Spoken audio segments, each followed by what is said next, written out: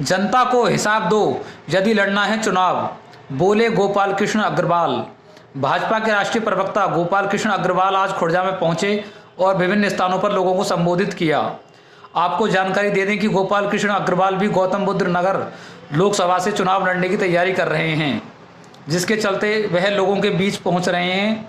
आज उन्होंने विभिन्न स्थानों पर कार्यक्रम करते हुए प्रेस वार्ता की और बीजेपी की नीतियों से अवगत कराते हुए पूर्व में तथा वर्तमान में बने सांसदों द्वारा किए गए कार्यों को जनता में कितना विश्वास है, इस पर चर्चा की। भारतीय जनता पार्टी के पूर्व अध्यक्ष मेरे मित्र भाई कृष्ण कुमार सैनी जी, हमारे बड़े भाई बड़े व्यापारी नेता जन जन के जननायक भाई साहब विनोद पहलवान जी, हमारी बहन रेखा शर्मा एडवोकेट जो नारी शक्ति के रूप आगे बढ़े उसके बारे में चिंता करते हैं। आदरणीय योगी जी प्रदेश की चिंता करते हैं, लेकिन हमारा फर्ज क्या है? हम अपने क्षेत्र को की चिंता करें। अपने क्षेत्र में हमने पिछले 10 वर्ष में क्या काम किया है? जब प्रधानमंत्री जी पूरे देश की चिंता करके 9 वर्ष के बाद अपनी रिपोर्ट कार्ड लेके जनता के बीच में जाते हैं, तो हर जनप्रतिनिधि, हर राष्ट्रीय नेतृत्व, हर प्रदेश नेतृत्व का ये फर्ज है कि अपने उपलब्धियों को, अपने कार्यों को जनता के बीच में ले जाए। इसीलिए तो यह जनसंपर्क का कार्यक्रम प्रधानमंत्री जी ने, आदरणीय नड्डा जी ने किया है। और साथ में हम आने वाले समय में एक क्या करना चाहते हैं, इस बात को भी जनता के बीच में रखें। अगर प्रधानमंत्री जी ने कहा है कि हमें संकल्प पत्र लेके आना है, अभी 2022 में हमने देखा कि उत्तर प्रदेश में योगी जी के नेतृत्व में हमने उत्तर प्रदेश का चुनाव लड़ा। हम लोग पश्चिम उत्तर प्रदेश में बहुत काम कर रहे थे। आदरणीय योगी जी ने कहा कि मैं पिछले 2017 से और 22 तक के 5 वर्ष के जो संकल्प पत्र को लेके जाऊंगा, जो हमने 17 में रिलीज किया था, और लगभग 100 प्रॉमिस किए थे उन्होंने कहा 99 एक चीज को टिक करके हम सब लोगों को कहा कि हमने 99 अपने संकल्प पूरे किए थे। अगर प्रधानमंत्री जी को देखें हम, तो 2014 में जब संकल्प किए प्रधानमंत्री जी ने, चाहे भव्य राम मंदिर बने, कितने सालों से हम लोगों ने 500 साल के संघर्ष के बाद इस बात को लेके चलते थे कि हमारे लिए भव्य राम मंदिर का निर्माण होना चाहिए, धारा 370 खत्म होना चाहिए, हमारे देश में आर्थिक रूप से विकास होना चाहिए, हमारा पूरा विश्व में एक स्वाभिमान के साथ भारत का हर नागरिक खड़ा हो सके, ऐसा एक पूरे विश्व में भारत की पहचान होनी चाहिए। कि प्रधानमंत्री मोदी जी का ये सभी से आह्वान है, आदरणीय नड्डा जी का, कि आने वाले समय में आम जनता अपने क्षेत्र की क्या चाहती है, क्या चीजें उसकी आकांक्षाएं, अपेक्षाएं भारतीय जनता पार्टी से, उस सारी जानकारी, उस सारे आकांक्षाओं अपेक्षाओं को सम्मिलित करते हुए एक संकल्प पत्र के माध्यम से भारतीय जनता पार्टी का 2024 में जो इलेक्शन है,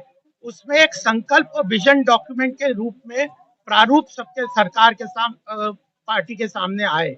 उसी उद्देश्य से गौतम बुद्ध नगर क्षेत्र में किस तरह विकास करने का हमारा संकल्प है, किस किस आवश्यकताएं आम जनता की पूरी करने के लिए किस किस क्षेत्र में हमें क्या क्या काम करना है, चाहे स्वास्थ्य के क्षेत्र में ले लो, बिजली के क्षेत्र में ले लो, पानी की उपलब्धता के रूप में ले लो, सड़कों के क्षेत्र में लिख लो, शिक्षा के क्षेत्र में क्या करना है, युवाओं के लिए क्या करना है, महिलाओं के लिए क्या करना है, इन सारे क्षेत्र, इसी सारे एरियाज में जो जो हम काम करने के लिए संकल्प लेके चल रहे हैं, वह इस विजन डॉक्यूमेंट के अंदर हमने रखा है। गौतम बुद्ध नगर में 5 हम विधानसभा क्षेत्र हैं, खुर्जा, जेवर, सिकंदराबाद, नोएडा और दादरी। तो ये 5 विधानसभा के लिए भी अलग अलग एक सामूहिक रूप से क्या विषय, क्या काम हम चाहते हैं। अगर हम जनता का प्रतिनिधित्व करना चाहते हैं भारतीय जनता पार्टी, तो हम जनता का स्नेह और समर्थन मांगते हैं। तो जनता का समर्थन और से मांगने के लिए क्या हम उनके लिए काम करेंगे, इसका यह संकल्प पत्र है जिसका आज हमने विमोचन किया है। और एक गौतम बुद्ध नगर के लिए तो अलग है, केवल खुर्जा के क्षेत्र के लिए क्या करेंगे, उसके बारे में भी इस पत्रक के माध्यम से हम इस डॉक्यूमेंट संकल्प पत्र के सामने, जनता के सामने रख रहे हैं, ताकि जो जवाबदेही जो जनप्रतिनिधि की होनी चाहिए। उस जवाबदेही को सुनिश्चित करने के लिए हम ये काम करते हैं। देखिए, ये तो केंद्रीय नेतृत्व का काम है। ये जो हमें 2024 में मोदी जी का हाथ मजबूत करना है, योगी जी का हाथ मजबूत करना है। लेकिन वो अगर मोदी जी देश का विकास कर रहे हैं, योगी जी प्रदेश का विकास कर रहे हैं, तो गौतम बुद्ध नगर क्षेत्र का विकास तो हम करेंगे। हमारी जिम्मेदारी है उनके जो उद्देश्य है उसको, योगी जी के, आदरणीय मोदी जी के उद्देश्यों को जमीन पे गौतम बुद्ध नगर क्षेत्र में, खुर्जा क्षेत्र में, इस वैशाली नगर में कैसे उतारना, इसकी जिम्मेदारी तो हमारी है। उसको पूरा करने के लिए हम काम कर रहे हैं। बिल्कुल, मुझे तो लगता नहीं है। अभी तो गठबंधन की बातें कागजों पे है। वो गठबंधन कहाँ पे है? वो तो केवल ठगबंधन है। वो केवल अपने नेताओं को भ्रष्टाचार के चंगुल से बचाने के लिए वो काम कर रहे हैं, या अपने परिवार के या किसी व्यक्ति को प्रधानमंत्री बनाने के उद्देश्य से काम कर रहे हैं। और इतने तक वो गिर जा रहे हैं कि राष्ट्र हित को भी खत्म करने के लिए, या उसको भी खत्म करने की वो चिंता नहीं करते। देश का कैसे विकास हो, देश कैसे आगे बढ़े, क्षेत्र कैसे आगे बढ़े, वह कुछ भी उनके सामने कोई जो उद्देश्य सामने है नहीं। तो इसलिए उनका कोई वजूद मुझे तो नहीं लगता उत्तर प्रदेश में वो है। हम लोग 50% प्लस के ऊपर काम करने का वोटर के रूप में जनसंपर्क कर रहे हैं। देखिए, ये नंबर देने का काम मेरा नहीं है। नहीं, मैं स्पष्ट कर दूं, नंबर देने का काम जनता का है। जनता जो कहेगी वही नंबर उन्हें मिलेंगे। और इसीलिए सर्वे हो रहे हैं, इसीलिए नमो ऐप के ऊपर जनमन सर्वे हो रहे हैं, ग्राउंड पे सर्वे पार्टी के हो रहे हैं, अलग अलग संगठनों के हो रहे हैं। आम जनता की आकांक्षाओं, अपेक्षाओं को समाहित करके पार्टी निर्णय लेती है, और वही तय करेगी कि किसने कितना काम किया है या किसके ऊपर जनता का विश्वास है। यह भी जनता ही तय करेगी। बिल्कुल नहीं है। जो कानून है उसका, चाहे कोई किसी भी पद पे हो, भारतीय जनता पार्टी के पद किसी पद पे हो या किसी और पार्टी में, किसी को बख्शा नहीं जाएगा। भारतीय जनता पार्टी एक विशाल पार्टी है।